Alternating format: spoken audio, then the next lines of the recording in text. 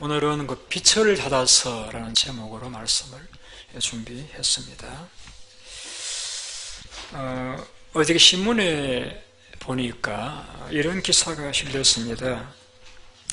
1년 전에 2016년도 11월 달에 한 학생이 이제 방학이 되어서 광주에 있는 집으로 가기 위해서 차를 몰고 가다가 빗길에 미끄러지면서 가드레일을 들이받고 옹벽을 들이받고 이제 차는 망가지고 본인은 목뼈 또 갈비뼈 척추뼈까지 부러지는 큰 중상을 입었습니다. 가까운 병원에 이송되었는데 병원에서는 인계를 놓는 이상에는 어떻게 그 환자를 치료할 길을 찾지 못해서 3일 동안 의식을 하지 못한 채 지켜보고만 있었습니다. 어머니가 달려왔고 어머니가 볼 적에는 이 의사들은 그냥 어떻게 손을 쓸 수 없어서 죽어가는 아들만 바라보고만 있는 것 같은 그 느낌을 받았다고 합니다. 그때 서울에 사는 한 친척으로 연락이 왔습니다. 이국종 교수에 가면은 아이를 살릴 수도 있다 하는 내용이었습니다. 그래서 소방헬기를 타고 그 죽은 아들을 이국종 교수가 있는 아주대 병원 의상센터로 이송을 했습니다. 거기에서 6시간에 걸쳐서 대수술을 했고 그 아들은 생명을 건지고 한 달 동안 중환자실에서 케어를 받고 일반병실에 옮겨졌다가 한 달 반 후에는 퇴원을 해야 정상적인 생활을 할 수 있게 되어졌다라고 합니다. 그때 죽은 아들을 바라보고 있는 그 어머니에게 소친척이 전해주었던 그 말 한마디, 이국종 교수에 가면 아이를 살릴 수도 있다라는 말은 그 어머니에게는 복음이었습니다. 저는 오늘 이 본문을 이렇게 설교를 준비하면서 작년에는 마리아에 대해서 좀 살펴보았는데 오늘은 이 동방 박사를 좀 내가 연구를 해야 되겠다라고 보면서 제 마음속에 떠나지 않는 퀘션이 있었습니다. 동방 박사, 그들은 박사님들이신데 동방이라고 일컫는 이 지역은 일반적으로 바벨론 있는 지금 이라크 지역을 이야기한다라고 주석가들은 말합니다. 거기에서 이 예수님 태어나신 유대 땅까지는 약 500마일 우리 성인이 빠른 걸음으로 걸을 때에 한 20일 걸리는 먼 거리입니다.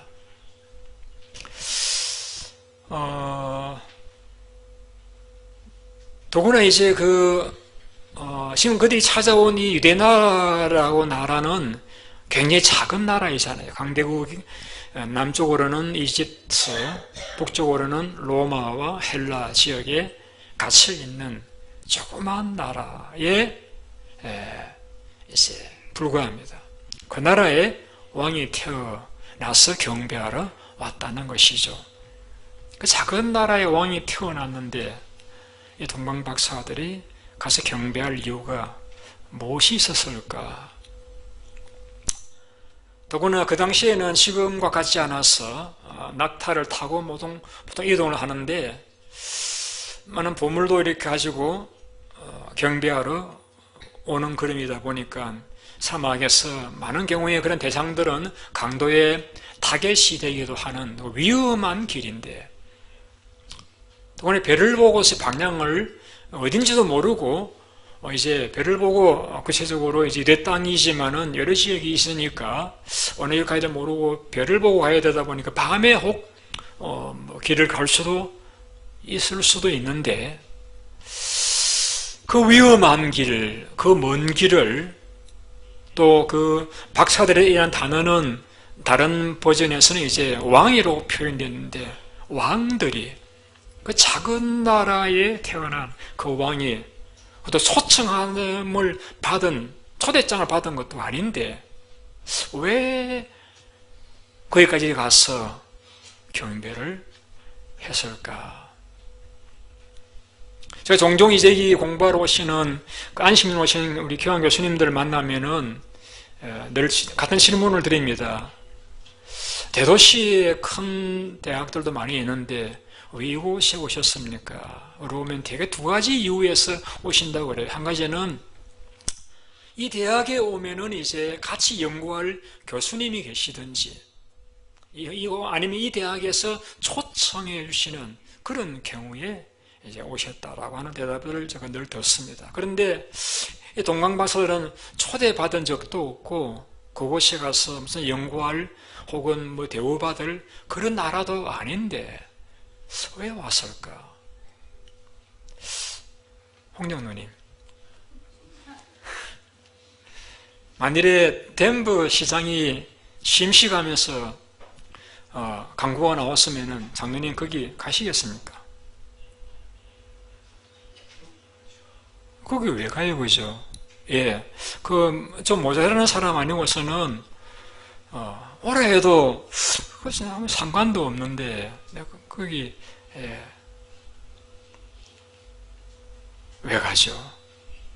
여러분, 동방박사들이 올 이유가 없어요, 이 땅에. 그런데 왜 왔을까요? 원래 이것이 제가 설교를 시작하면서 가졌던 퀘션, 준비하며 가졌던 퀘션, 왜 왔을까? 자, 우리가 답을 한번 성경에 찾아보시겠습니다. 우리 2절 같이 읽을까요? 2절 말씀. 자, 같이 읽습니다. 시작. 유대인의 왕으로 나신 이가 여기 계시냐? 우리가 동방에서 그의 별을 보고 그에게 경배하러 왔노라. 여기 보시면은 우리가 라는 말이, 박사들이 하는 말이죠. 우리가 동방에서 라는 지역에서 그의 별을 보고, 여기서 그의 별이라는 것은 유대인의 왕의 탄생을 상징하는 별을 보고 경배하러 왔다라고 했잖아요. 그는 과연 예수님 탄생하실 때에 그의 별을 보고라고 말씀하신 것과 같은 특별한 천체의 어떤 별이 나타났었느냐? 또 이걸 연구하시는 분들이 계셔요. 한국에 그 창조과학회라는 단체가 있는데, 기독교 단체입니다. 이분들은 성경에 나오는 이제 홍수라든지 유기일 창조라든지 기적들을 과학적인 관점에서 연구해서 이제 증거를 해 보이는 그런 이제 단체입니다.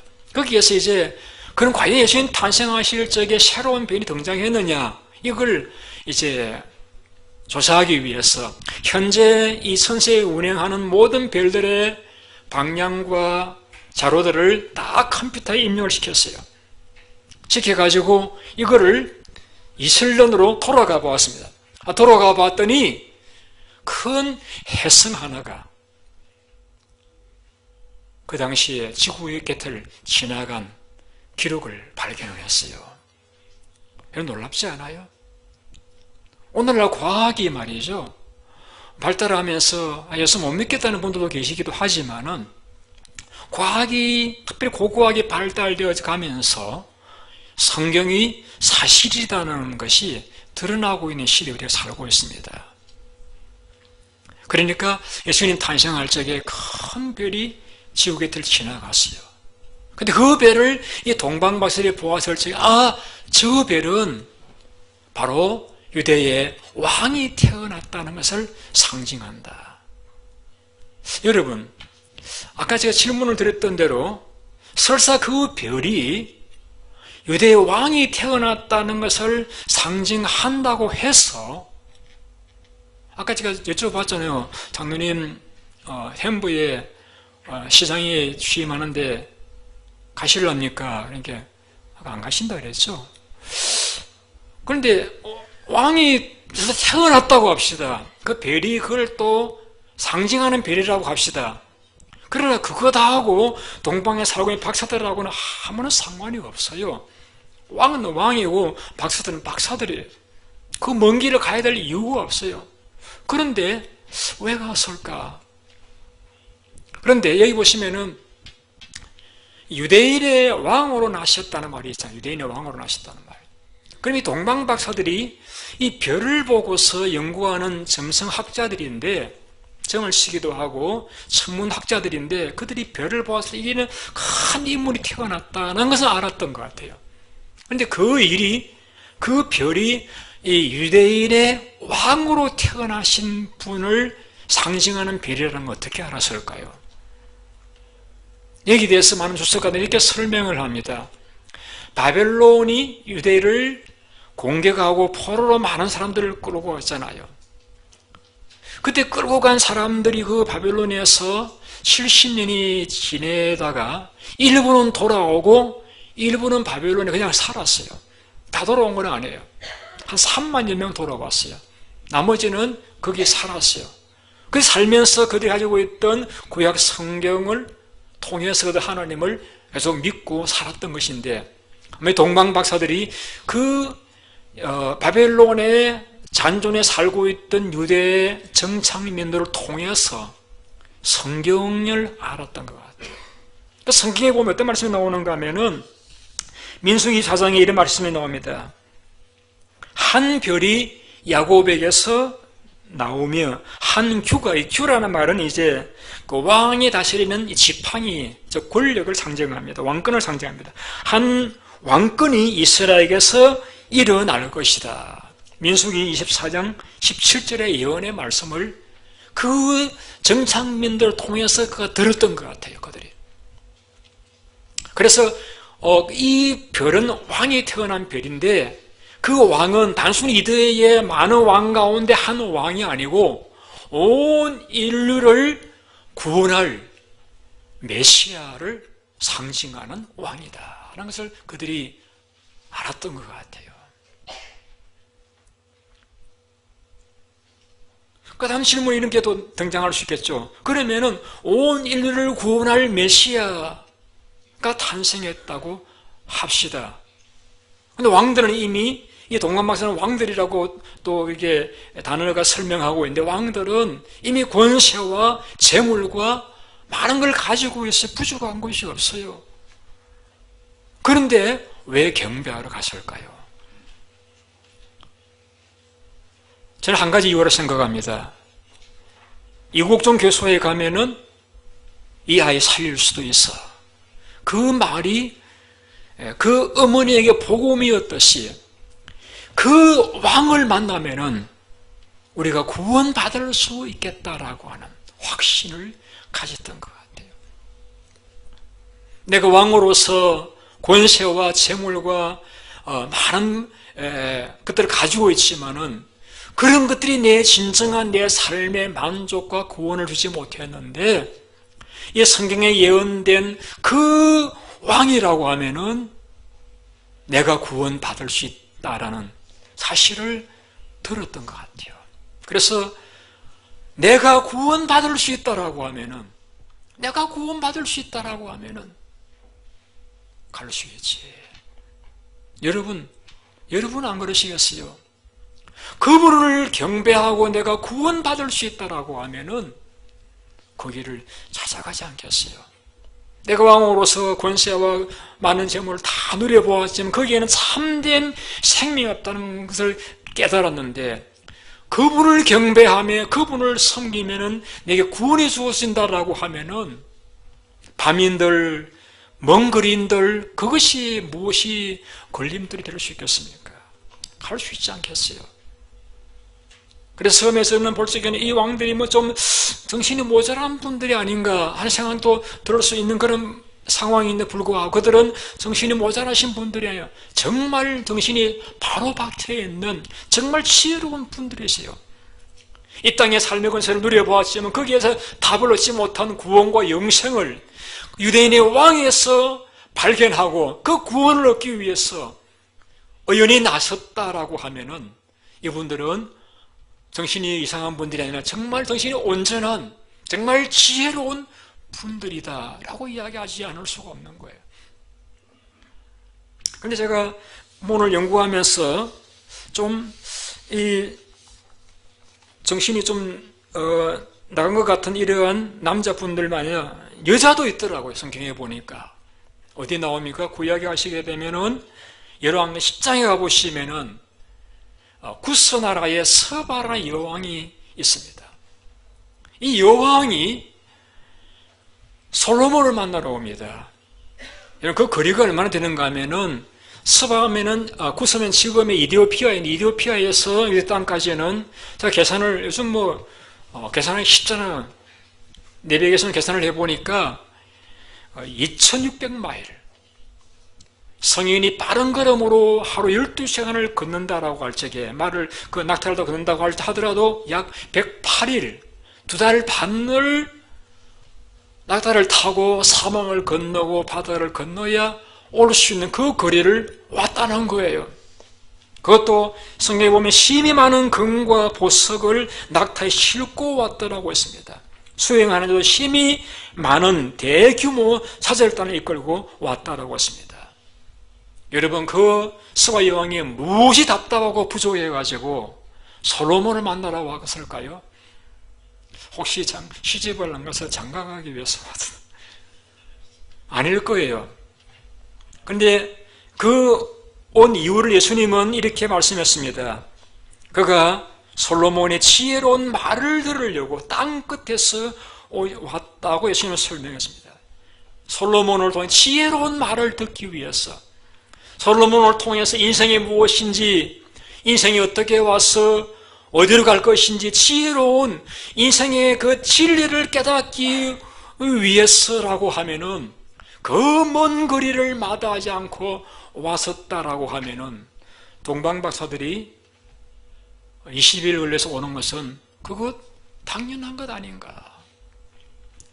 내 아이 살릴 수만 있다라고 하면은 그 소식을 내가 따라고 할 적에 그 어머니가 자기 아들을 데리고 이구종유색에 왔었다라고 하면은 예수님에게 구원과 생명이 있다는 걸 깨달았다라고 하면은 왜 오지 않겠습니까, 여러분?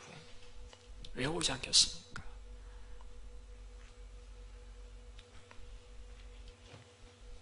여러분, 왕들은 이미 세상의 모든 것 다 누려본 사람들입니다. 세상의 부귀, 세상의 자랑, 명예, 행복 다 버리고 그들은 주님을 찾아왔습니다. 방귀를 걸어왔을지도 몰라요. 가족이 말렸을지도 몰라요. 그러나 시바 여왕이 그 먼 거리를 솔로몬을 통해서 인생이 무엇인지 깨달음을 얻기 위해서 왔었고, 그가 와서 만났고 깨달았고 돌아가서 그 자손들에게 하나님을 전해주어서 기독교 나라가 되었잖아요.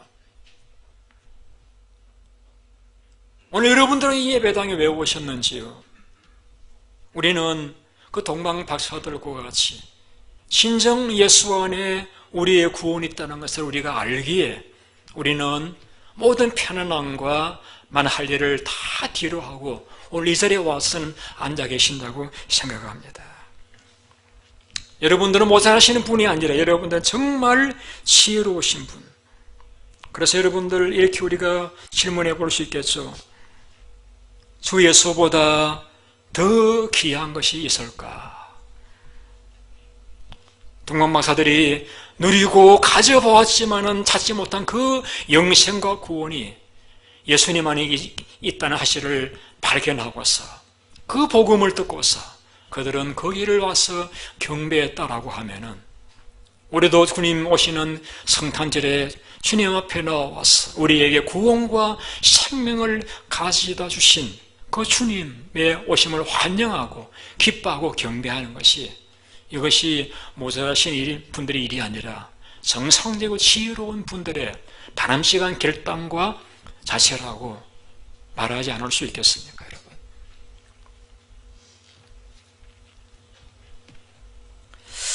자, 여러분, 여러분들이 설교를 들으면서 첫 번째 퀘션이 해결이 되었습니다. 두 번째 퀘션은 무엇이었는가 하면은 왜 별이었는가라는 것이죠.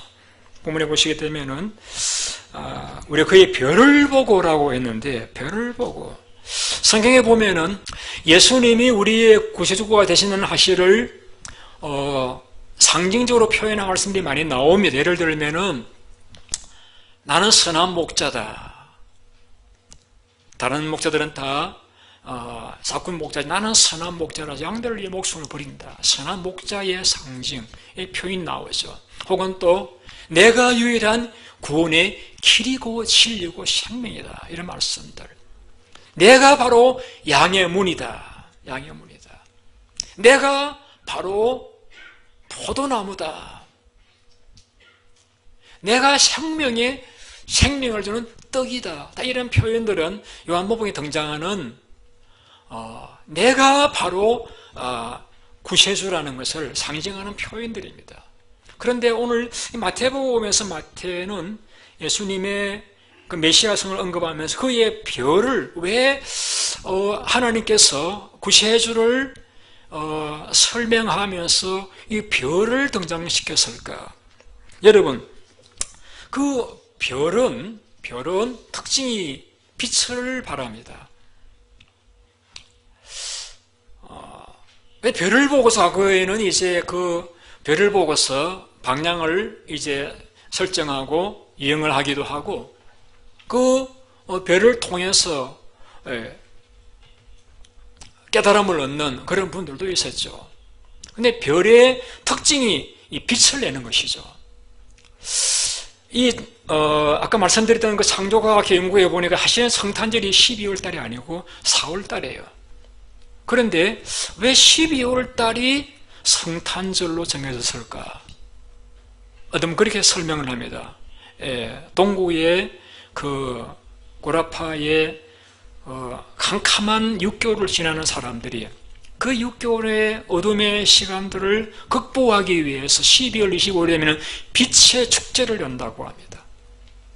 그래서 그 빛의 축제를 즐기는 그 날을 이 땅에 오신 생명의 빛 대신 예수님을 태어나신 날로 정했다라고 이렇게 설명을 합니다. 모르겠어요. 12월 태어나셨는데 동학 박사는 4개월이 지난 후에 와서 경배를 했는지는 제가 알 수는 없습니다만은 하여튼 이 빛은 우리에게 기쁨과 생명과 또 우리의 삶을 인도해가는 역할을 한다는 것은 분명합니다. 제가 집에 이제 집사람이 우리 장로님이 주셨던 그 이제 파를 올해 좀 길러 먹으려고 이렇게 넣었는데 한 번씩 이렇게 바깥에다 내어놓아요. 왜 그 무거운 거를 내어놓아요 했더니 이 파도 빛을 받아야 자란다고. 맞아요. 이 식물들은 빛을 받아야 자랍니다. 그래서 모든 식물들은 이 빛에 의해서 에너지를 받아서 자라갈 수가 있는 거예요. 그래서 이 빛은 모든 식물과 생물들의 생명 활동에 중요한 역할을 한다는 것을 우리가 부인할 수가 없습니다. 그래서 식물과 태양과의 관계와 같이 예수님이 내가 세상의 생명의 빛이라고 말씀하신 이유는 예수님을 통해서 우리는 우리 영혼이 생명력을 얻을 수 있는 구원의 근거가 되기 때문에 하나님께서 예수님의 탄생을 알리는데 이 별을 그의 표상으로 세웠구나, 사용하셨구나 하는 사실을 저는 깨닫게 되었습니다. 예수님께 말씀했습니다. 내가 세상의 빛이니 나를 따르는 자는 어둠에 다니지 않고 생명의 빛을 얻으리라. 주님을 따라가면은 우리가 망하지 않습니다. 어둠에 거하지 않고 생명력 있는 그런 삶을 살아가는 복을 누리게 되어진다는 사실입니다. 한국에 최초로 그 장님이면서 박사가 되신 분이 있습니다. 강영우 씨죠. 이분은 어릴 적에 아이들과 놀다가 축구공에 의해서 눈에 맞으면서 그 망막을 상실하고서 과학적으로는 이제 치료할 수 없는 그러한 실명을 당하면서 장님이 됩니다. 그래서 내가 이렇게 살아서 뭐 하겠는가 해서 그가 죽으려고 자살을 시도해 보기도 했었습니다. 너무 가난해서 그가 머리를 할 수 없어요. 가난해가지고 긴 밤을 배고픔을 못 견뎌서 이제 배를 찾고 지낸 적도 있었다라고 했습니다. 근데 그가 하는 은혜로 이제 명인학교를 다니면서 서울 명인학교를 졸업을 하고 연세대학교를 차석으로 졸업을 하고 미국 유학을 와서 피츠버그 대학에서 석사와 심리학 석사와 또 교육 전공 철학 박사학위를 받고 유명한 조지 부시 대통령의 종교 및 사회봉사 분야의 자문위원으로 위촉을 받았습니다. 그분이 쓴 책이 빛은 내 가슴에. 그가 비록 앞을 보지 못하는 장님이었지만은 주님을 마음속에 받아들이면서 그 속에서 새로운 인생의 빛을 그는 받았던 것이죠. 내가 왜 살아야 되는지, 어떻게 살아야 할 것인지 삶의 방향을 그는 발견했습니다. 그래서 주님께서 그를 비록 앞은 볼 수 없지만은 그 속에 임하신 주님께서 비추어오신 그 인도를 따라서 그는 살아갔고 오늘 많은 사람들의 가슴을 울리는 훌륭한 믿음의 선배로서의 걸음을 걸어갈 수가 있었던 것입니다. 주님 우리의 삶의 진정한 인도자가 되십니다. 광야 같은 이 땅을 살아가는 저희들이 어떻게 살아야 할 것인지, 어떻게 살아왔는지, 어떻게 살고 있는지, 어떻게 살아가야 될지도 잘 알 수 없는 혼미한 우리 시대에 진정인 우리가 어떻게 살아가야 할 것인지, 어떻게 살아왔고 어떻게 살고 있고 어떻게 살아가야 될 것인지 우리 인생의 삶을 이끌어 주시는 빛과 같은 분이 바로 우리 주님이십니다. 여러분 진정 주님을 마음속에 구주로 영접하고 그분에게 내 삶을 의탁하고 살아가신다라고 하면은 빛 대신 주님께서 여러분의 삶을 여러분에게 생명력이 있는 기쁨의 삶으로 이끌어 가시는 것을 체험하게 될 것입니다. 여러분 가운데 내가 과연 빛을 받은 사람인지 아닌지 알 수 있는 방법이 있습니다.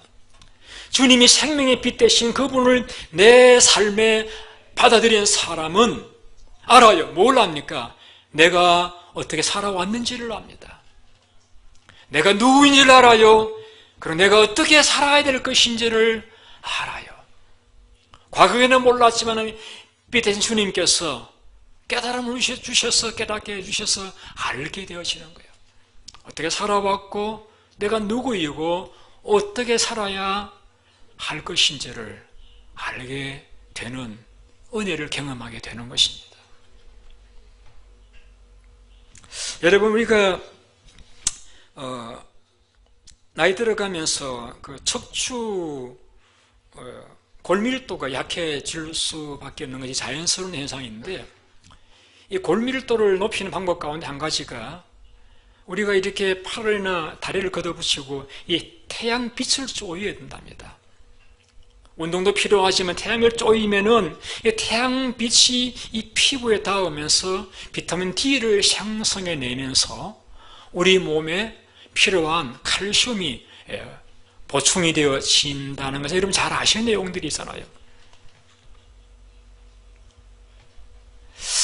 백인들은 피부가 굉장히 얇아요. 그래서 피부가 잘 상합니다. 우리 동양인들은 햇빛 많이 쬐어도 피부가 그렇게 백인들처럼 쉽게 상하지 않는다요.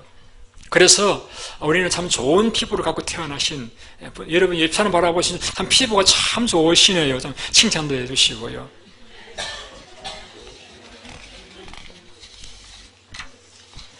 여러분 햇빛은 우리 피부에 와닿으면은 우리 몸속에 멜라토닌이라고 하는 호르몬이 생성이 된답니다. 이 멜라토닌이 생성이 되면은 어떤 이제 느낌을 갖게 되는가 하면 우리 마음이 밝아지고 기뻐져요. 그래서 우울증 환자를 치료할 때는 햇빛을 많이 쬐이게 한다고 합니다. 우울증 환자가 집 밖에 안 나오려고 하잖아요. 낮에는 나와가지고 햇빛을 많이 쬐이면은 이 멜라토닌이라는 호르몬이 생성이 되면서 그 삶이 긍정적으로 바라보게 되어지고 생각하게 되어지고 또 우울증이 어느 정도가 치료가 가능하다라고 합니다. 여러분 우리 사람도 마찬가지입니다. 우리가 육신적으로만 그런 부분이 아니라 주님을 내 마음속에 받아들이게 되어지면은 우리 속에서 기쁨이 생겨나요.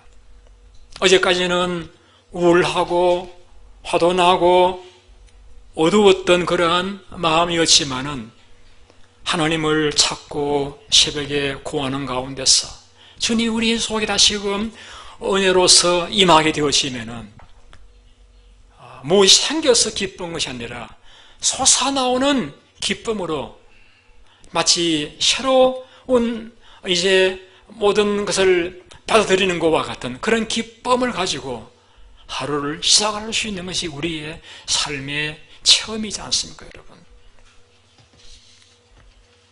엘리자라고 하는 여러 작가가 있습니다.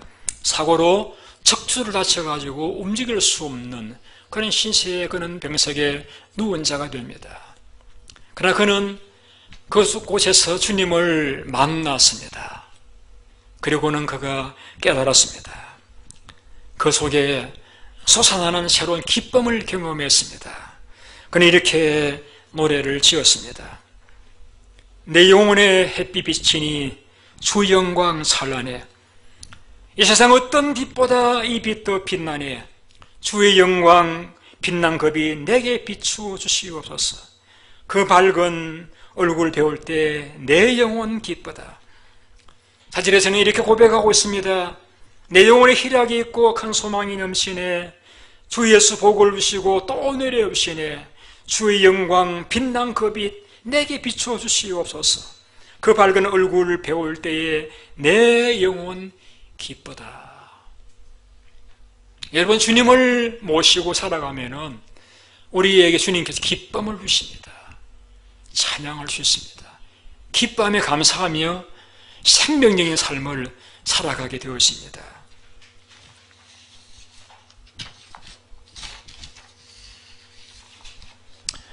저는 이 설교를 시작하면서 왜 동방 박사들이 그 먼 길을 찾아왔었는지, 또 왜 하나님께서 예수님이 메시아 되심을 나타내기 위해서 그 별이라고 하는 도구를 사용하셨는지에 대해서 다시 여러분들에게 설명을 드렸습니다. 여러분, 우리가 예수님 안에 구원이 있다라고 하면은 그 학생의 어머니가 이국종 교소에 가면은 너 아들 살릴 수 있다는 복음을 들었을 적에 그 먼 길을 마다하지 않고 왔었던 것처럼 예수 안에 생명이 있다는 것을 구원이 있다는 걸 알았을 적에 동방 박사들이 먼 길을 마다하지 않고 찾아왔었다라고 하면은 예수님 안에 생명과 구원이 있다라고 하면은 우리 예수님께 나올 수 있잖아요. 그거 당연하잖아요. 예수 안에 인생에 깊은 깨달음이 있다라고 하면 서바 여행이 그 먼 길을 왔던 것처럼 우리 올 수 있잖아요. 경배할 수 있잖아요. 예수님은 생명의 빛이십니다. 그분 안에 생명력이 있고 그분 안에 구원이 있고 그분 안에 우리의 소망이 있고 기쁨이 있고 우리에게 삶을 어떻게 살아왔고 어떻게 살고 어떻게 나아갈 것인지를 밝혀주시는 인도해 주시는 분이라고 하면은 우리 그분을 받아들이고 모시고 신뢰하고 의지하고 살아가야 하지 않겠습니까? 저는 오늘 주보를 만들면서 노인의 등불이라고 하는 한 예화를 실었습니다.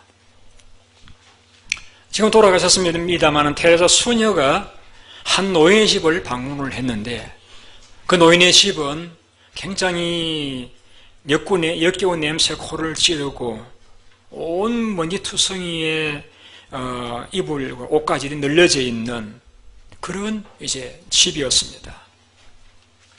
그 흙강 같은 창고 같은 방에 살고 있는 노인이 죽어가고 있었습니다. 예수님이 그 노인에게 제가 방을 좀 치워드리겠습니다. 그 노인 대답도 하지도 않고 멀뚱히 천장만 쳐다보고 있습니다. 방을 이렇게 치우다가 바닥을 썰고 먼지를 닦아내고 옷가지를 빨아서 널고 하다 보니까 한 구석에 등이 하나 있어요. 그래서 이 등이 뭡니까? 물어봤더니 이 등은 손님이 오면은 손님을 위해서 켜는 등입니다. 그래요. 근데 이 등에 이제 먼지가 가득 쌓인 걸 보니까 그동안 등을 켤 일이 없었던가 보죠. 몇 년 동안 한 번도 켜지 않았습니다. 누가 죽어가는 노인의 집에 찾아오겠습니까?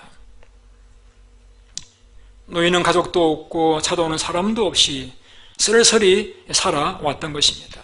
그 노인에게는 먹을 것보다도 사람이 더 그리운 듯하게 보였다고 합니다. 그래서 그 대려수녀가 제가 자주 오겠습니다. 그래서 자주 그 노인 집에 가서 봉사 활동을 하고 자신이 못 갈 적에는 다른 동료 수녀를 대신 보내서 이제 그 집을 찾아가게 했습니다. 그래서 이제 그 노인의 집에 늘 그 등이 불이 켜져 있는 거예요. 더 이상 이 노인은 쓸쓸하지가 않았습니다. 늘 찾아와서 집안일도 해주고 이야기도 해주고 하는 수녀들이 너무 고마웠습니다. 그로부터 2년 후에 그 노인은 편안히 세상을 떠났습니다. 그 노인이 죽어가면서 옆에 있던 수녀에게 이런 말을 남겼습니다. 대려 수녀에게 이 말을 꼭 전해 주십시오. 대려 수녀님은 제 인생의 등불을 켜준 사람입니다.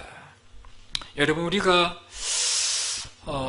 주님으로부터 참된 빛을 발견했다라고 하면은, 그래서 그분에 의해서 내가 기쁨과 생명과 구원을 얻었다라고 하면은, 또 주님 우리에게 너희는 세상의 빛이라고 말씀하셨다라고 하면은, 우리가 이 세상에 나아가서 그 누군가의 등불이 되어주는 삶을 살아간다라고 하면은, 여러분, 그것만큼 또 보람된 일이 또 있겠습니까?